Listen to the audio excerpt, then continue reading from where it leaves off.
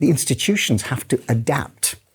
And for me, what's going on, whether it's an educational or any other kind of organization, right now is the early days of, first of all, learning, beginning to assimilate, but gradually it's mutual adaptation. Education has standards, it has to give out degrees and other things which are essentially externally verifiable and so on. So all these procedures, and then everything we've been talking about, challenges that, including bringing in an artificial intelligence.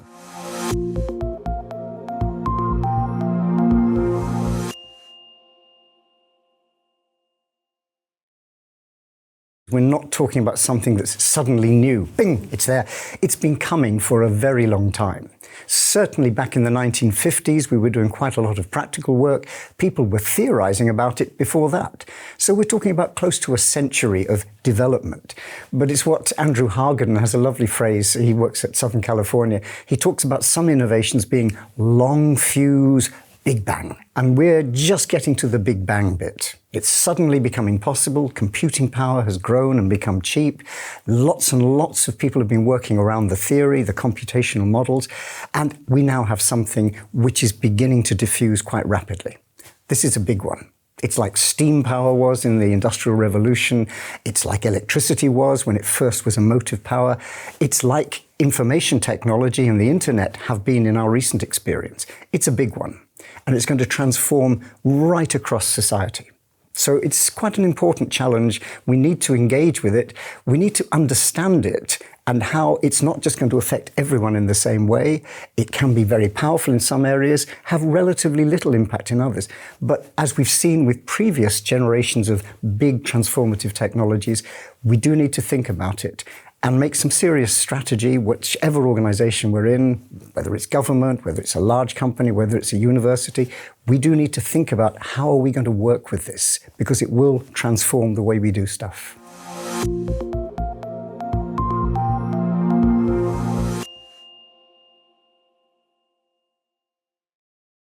The first thing to recognize is what we're talking about here is being very creative, being intelligent, artificially so, but still intelligent, mimicking what human beings do. Now, we've had automation, and that's transformed so much of what we've done, but that still is largely us telling it what to do, and then it reiterates that. We're now adding the intelligence, the creative part to that. So that's a really big challenge already to think about. But there will also be bad things or negative things. And one of the biggest concerns, of course, is employment. When we're talking about thinking skills, suddenly all those jobs where we could say, oh yes, that's manual work, a robot will do that, but we're okay. Suddenly thinking skills, whether it's being a doctor or a technician or a teacher, these are skills which suddenly a machine might be able to do quite well. And that has implications. We've got to be careful, because right now we're in a panic mode almost. Oh my God, this is going to change everything. We'll all be out of work. What will we do? It hasn't been like that in the past. I don't think it's going to be like that with AI. I'm old enough to remember the microelectronics revolution in the 1980s, when we first began taking chips and attaching them to all sorts of things to enable us to do stuff. And there was the same wave of panic. This is going to destroy jobs. Yes, there are some areas where this will have a big impact. There are others where it will have relatively little. There are some areas where it will augment skills. Imagine if you're a doctor and you can now co-opt somebody to help you, something rather than somebody, but another intelligence, a kind of co-pilot and so on, to help you do what you do better.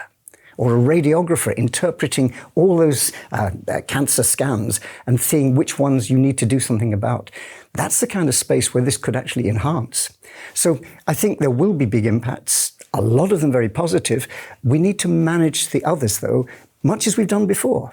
Because all those dire predictions in the 1980s didn't come true. Certainly some jobs did disappear, but many new ones came and new skills with it.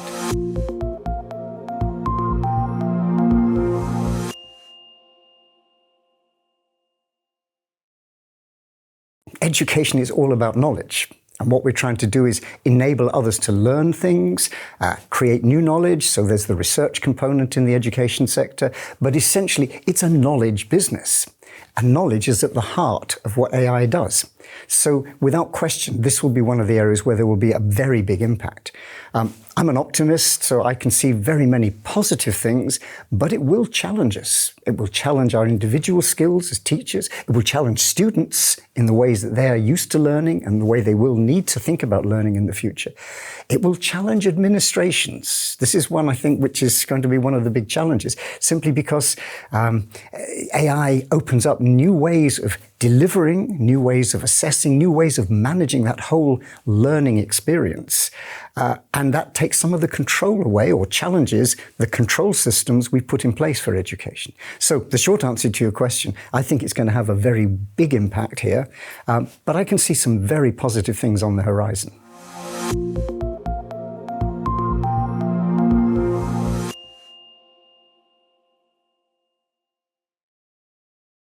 We know innovation adoption, whatever the new thing is, not everybody adopts it in the same way. Some people are, I'll try it, it's new. The other end of the spectrum, I'd like to take my time, I'd like some evidence, I'd like this. And so there's a distribution. We know that about any innovation. It's absolutely true about AI. And so, yeah, I think there are a lot of colleagues who are quite concerned. There might be fears underneath all of that, which is, what's it going to do to my job? What's it going to do to my skills? It's my identity, what does that change? So you can see some of that. But there are also quite legitimate anxieties about, is this changing the dynamics in ways that I no longer can really, I wouldn't say control, but work with. So it gets quite to the heart of what someone does. So yes, I understand the reticence.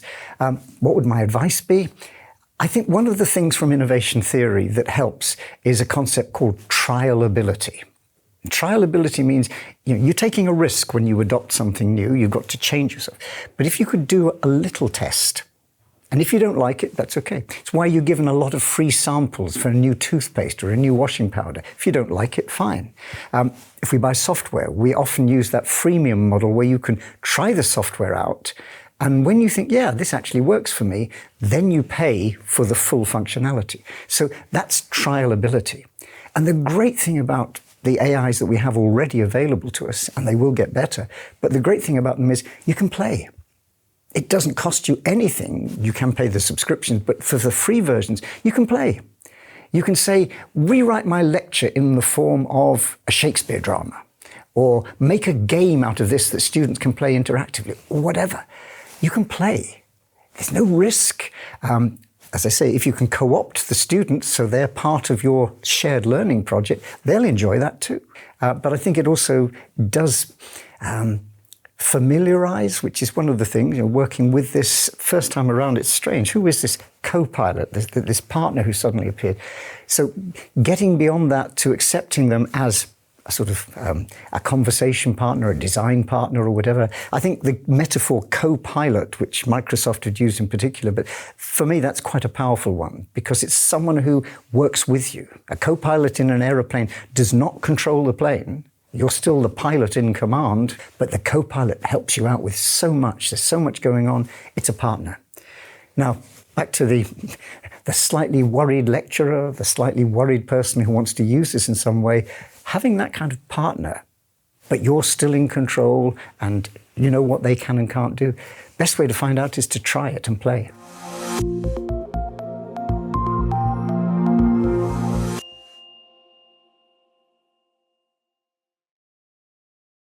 I think there are some big challenges. I think the growing one at the moment is that AI is trained.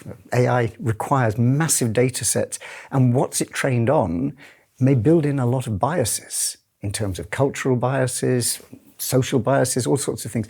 We've got to be very careful to take what it says and make sure that it's telling the truth or representing the world in a way that we'd like it represented rather than in a skewed fashion. There's the huge amounts of data that are generated every time the model is used. It's you interacting with the model are adding to its knowledge base. It's kind of absorbing you into its mega brain.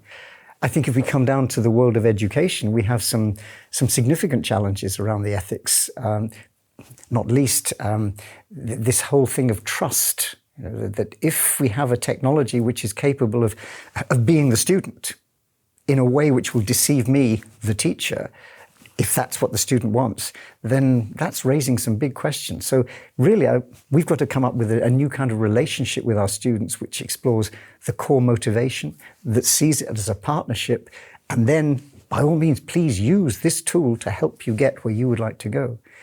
Perhaps the other big one is there's a kind of, I was going to use the word holy grail, but there's this kind of mythological creature that's somewhere, or mythological place, which is artificial general intelligence, the super AI, which actually is smarter than us.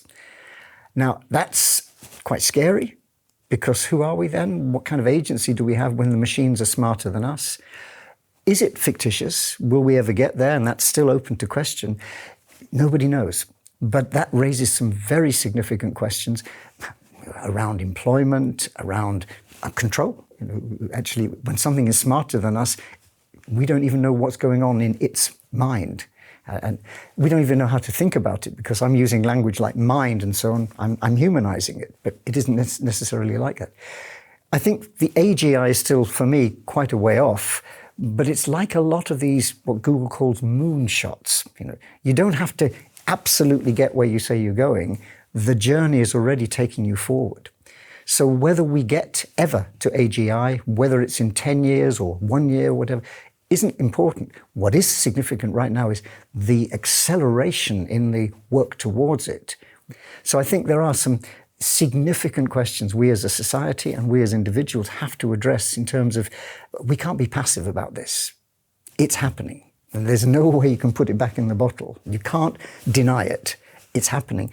How can we most creatively, using all our experience and our resources, how can we come to terms with it? How can we work with it? It's mutual adaptation, but with a view to making sure that it doesn't run away from us. So that element of, in the end, these are man-made or human-made systems. They might be very smart, but they are still designed. Can we still exploit the design space that's available to us? It's what's called responsible innovation.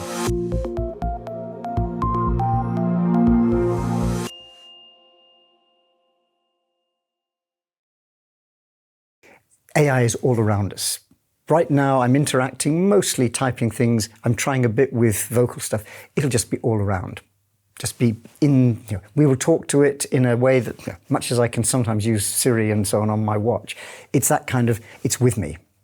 So from the learner's experience, their full-time super tutor is their friend, their partner, and they're there in a very natural way. Right now, it's an unnatural interface. We're still playing, but 10 years' time, I think that's going to be very much there. I think the modalities will extend, so we'll be able to talk to it, we'll be able to ask it to create images, or we can interact with it, we can submit our thoughts to it in a variety of fashion and get feedback on those thoughts. But the modalities for doing that will be way past simple keyboards and screens, which I think is going to accelerate its acceptance and its impact on society, not just in education. I think that has some big implications for where we learn. One of the other challenges 10 years from now, do we actually need wonderful buildings, maybe 200-300 years old, some of them, but do we actually need those physical universities in the same way?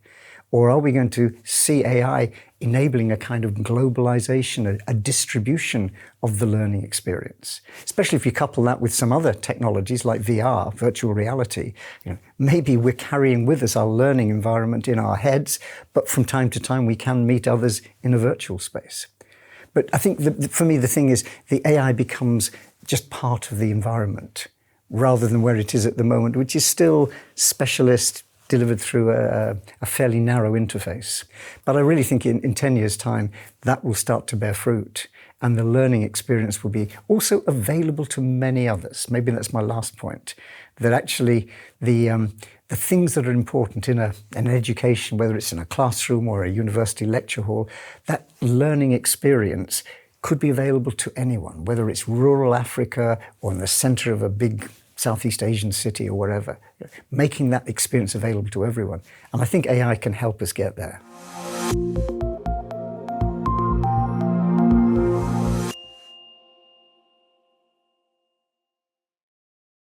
It's all about knowledge. We've got formats we've kind of got accustomed to. So there's physical buildings and there's structures to create knowledge. But actually, what we're really about is it's a kind of constantly evolving spaghetti, knowledge in motion. So if you then take, what does AI do to that? Well, as we've been saying, it will transform. It will, no question. So I think the idea of denying it or saying, no, it'll go away, this is not a fad or a fashion. This is a big one. So we've got to be strategic. Now, it's hard to be strategic when you don't know what's playing out. That's why it's a board-level conversation. But it is absolutely central because it's going to affect so much. It's going to require a strategy, and it's going to require commitment. Commitment in terms of resources, because you can't just say, oh, we'll do this, we'll do that, and so on. It's strategic decision-making. So it's commitment, resources, and it's a willingness to experiment. Since we don't know, it's probably important to start now with some controlled experiments. What we know about innovation, the phrase these days about innovation in any organization is it should be agile. You try something, it doesn't work, you say, okay, what have we learned? We'll pivot and we'll move on. We need to be pivoting. It's not saying strategy is a plan top down. It's saying this is an evolving field. We are going to be absolutely affected by it in so many ways, from the quality of learning through to staff numbers, through to staff skills, the whole package. So we need to be experimenting, we need to be learning, developing, but we do need a strategy.